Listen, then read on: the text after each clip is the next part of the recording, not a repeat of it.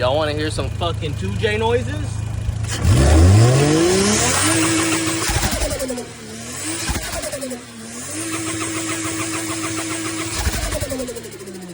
There we fucking go, baby.